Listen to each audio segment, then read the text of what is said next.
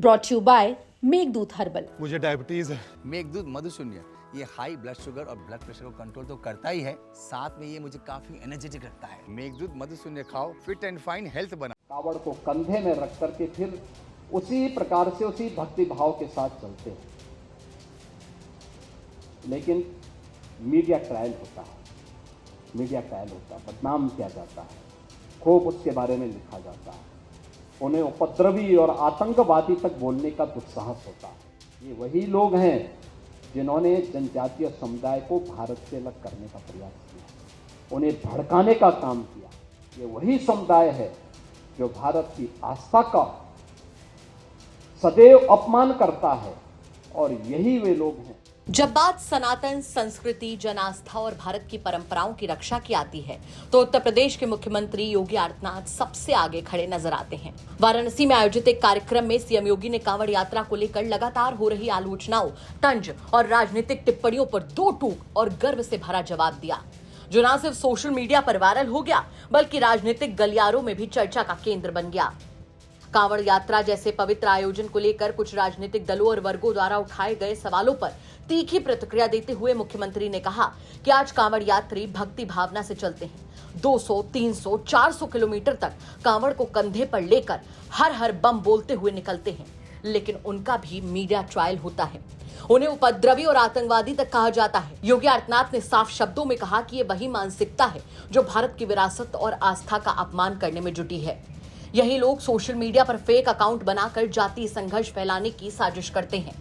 मुख्यमंत्री ने कांवड़ यात्रा को एकता का अद्भुत संगम बताया और कहा कि दूसरी तरफ मुहर्रम जैसे आयोजनों में अक्सर उपद्रव, आगजनी और तोड़फोड़ की घटनाएं सामने आती हैं।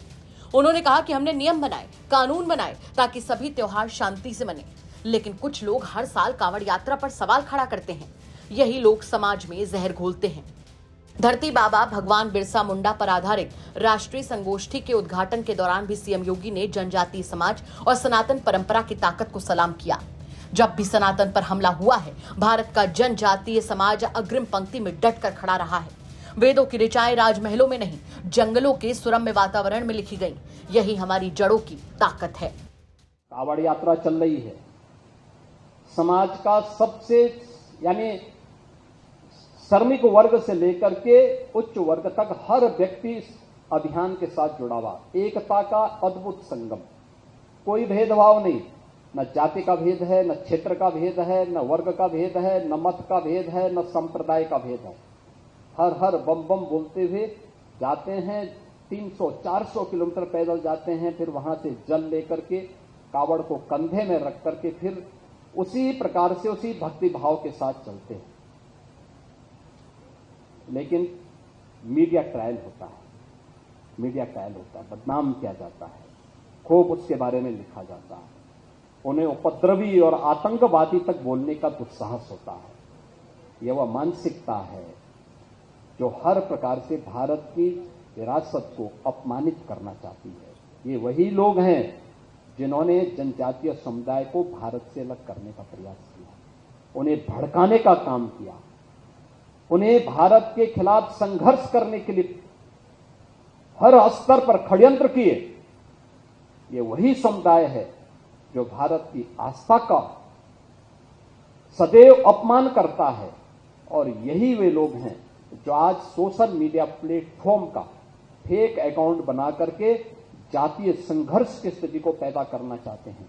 इन सब से अगर हम सावधान रह करके अपने आप को सुरक्षित कर सकें, अपने समाज को सुरक्षित कर सकें, तो राष्ट्रीय एकता को संबल प्रदान करने में वर्तमान की इस भूमिका में हमारी संस्थाएं बड़े भूमिका का निर्वहन कर सकती हैं। भगवान बिरसा की जो विरासत है, ये हमें राष्ट्रीय एकता के उन्हीं चुनौतियों से जूझने के लिए एक नई प्रेरणा प्रदान कर रहा है, और उस प्रेरणा से हम कुछ सबक सीख सकें। उन्होंने ब्रिटिशर के खिलाफ और वहां की जिम्मेदारी शोषण के खिलाफ आंदोलन किया था।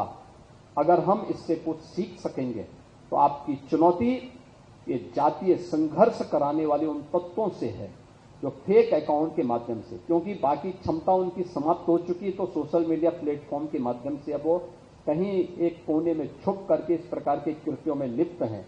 उनसे सतर्क और सावधान रहते हुए उन लोगों को समझाने की आवश्यकता है। किसी गांव का कोई 2 लोगों का मामला है तो उसके लिए प्रशासन है, उसके लिए एक सिस्टम है उसका समाधान करने के लिए।